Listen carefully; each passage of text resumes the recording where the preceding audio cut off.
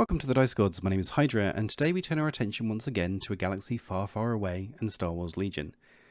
A few months ago we posted our review of the Separatist Invasion Starter Set. In that review, linked in the description and up top at the moment, we discussed how great this box is, but that it is a little light on the points for an 800 point game. A quick note, the points discussed in this video are based on the current points which take into account all of the latest updates in the game. That does mean that your cards may well show different values to the one mentioned in this video. We therefore recommend using an online army builder. The Dice Gods uses the 5th Trooper Legion HQ builder, which is available for free, link in the description. So that begs the question though, if we're a little light on points, what should we add to make this list all the way up to the standard 800? Well, first it's worth pointing out something that we ourselves only learned a few weeks ago. The box comes with some stonking command cards, all marked with Separatist Invasion. Cool, we figured. That means we can use those cards as long as we're using this box. Well, yes, then again, no. You see, it turns out that there is a PDF on the Atomic Mass Games website, link in the description. The description is going to be a big one for this, for all 4 of the battle forces which have been released, and stipulates what you can and can't take in an army to be classified as, in this case, a Separatist Invasion Force, and so to use these cards. More you know, huh? So what can you officially take to use the cards in the box? Well, for your compulsory commander you can take Count Dooku, General Grievous, or a T-Series tactical droid. In the optional operative slot you can only take Maul. Special forces are only the Magna Guard. Core units are only B1s. Woo.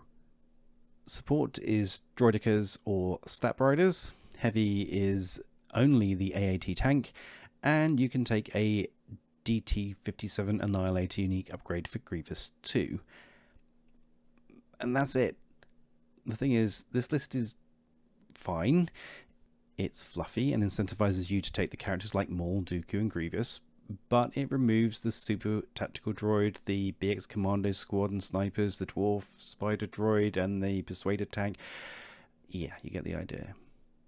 And the Super Tactical Droid and Snipers are, for me, too awesome to miss and present some easier to use units for newer players to the game.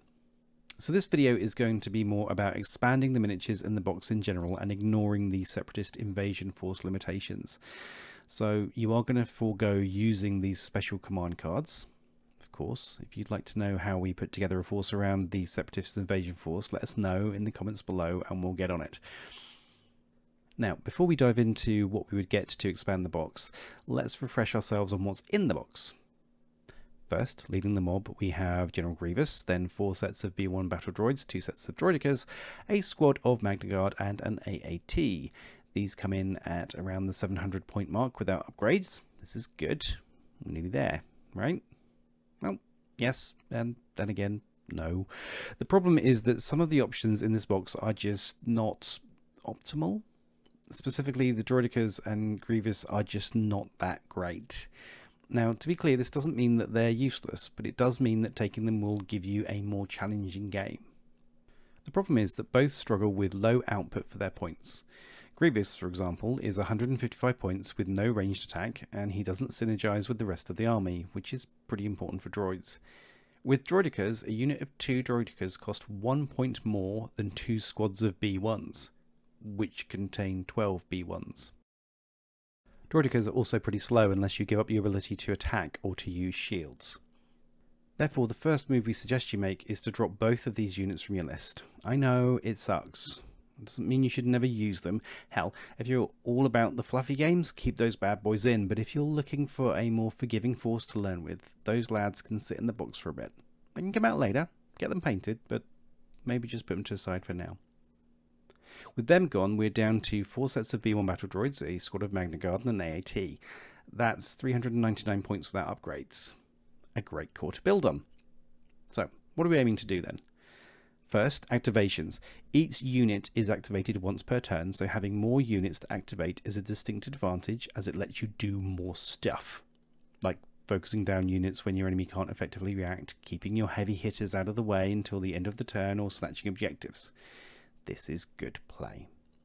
Current thinking is that you should be looking for around 10 or more activations per turn. Second, most droid units have an AI rule which dictates that they have to do a thing unless they have a face-up order. But many units, like the B1, have a coordinate ability on their card which lets them share an order when they receive one to a friendly unit at range 1. With me so far? This makes it important to have units which can bounce their order to someone close by to give you most control over your force. With Grievous on the bench, the best place to start is with a new leader. In this case, we're going to recommend the Super Tactical Droid. This badass comes with a load of upgrades and new command cards and can be fielded one of 3 different ways. In his base form, he comes in at 95 points and can issue an order during your command phase to a friendly unit in range 1 to 2. So that's an instant bonus order being fired out. He can also gain the suppression token when a unit in range 1 activates to override their AI commands in that activation. Pretty nifty. For 60 points less than Grievous, you're suddenly giving yourself a lot more control over your force. I'd also recommend giving him the Commanding Presence upgrade to increase the range at which he can give orders to 4. To the troops, I would add in at least one more B1 squad into your list. These guys are great value and useful to daisy chain orders around the board. As standard, we recommend adding in an E5C to most squads. This weapon has the same range as the other weapons in the squad, so it sits well and gives some punch to your lads for 16 points. Plus, if you end up having to fall back onto AI commands, then he doesn't stop the rest of the squad from firing by having to target a long-ranged enemy. Also tend to add in an OOM droid to one squad, which buffs the range of the unit's coordinate skill to range 1 to 2, rather than just 1, and gives an extra body in the squad for 8 points. For the Magna Guard, we recommend an Electro Whip to give some extra red dice and the ability to immobilize an enemy. This squad normally gets tenacity and endurance to give them a little more output and reliability in game 2. For the AAT, the OOM upgrade for 7 points is useful, allowing the AAT to coordinate to friendly troops at range 1 or 2. Should you also take the missile upgrades on your AAT? That's up to you, unhelpful as that is. It's kind of a situational, personal choice. I don't tend to run them as I find them expensive, but your mileage will vary. So, with this combination, we're now at 8 activations. We have a leader who synergizes nicely and some reasonable attacking output for nearly 670 points. Lots of space for goodies. So what's next? For the new toys, add in a BX droid strike team with sniper. Having a backfield unit which can reach out and touch the bad guys' extreme range is always good, and coming in at only 50 points without upgrades beyond the sniper rifle, they're pretty reasonable. Finally, add in a dwarf spider droid with attack protocols and the ion blaster to slow up heavy armor, and you're up to 780 points with 10 activations. Win. So to achieve this, to the Separatist Invasion Force, you'll need to add a BX droid box, the Super Tactical Droid, and a Dwarf Spider Droid. The BX box will also give you a squad of BX Commandos to add into your list too, giving you some more tactical options later.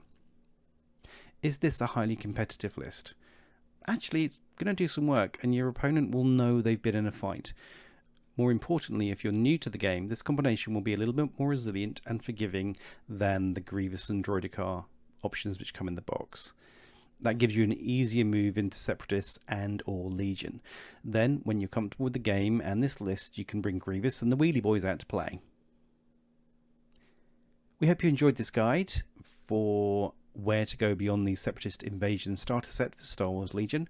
Let us know what changes you'd make to our recommendations and which units you think are a must-have for the Separatists in the comments below.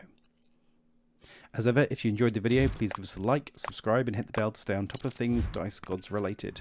Thanks again to our patrons, and if you like what we're doing, please consider joining for exclusive videos, including our guide to painting B1s. Thanks for watching, and we'll see you again soon.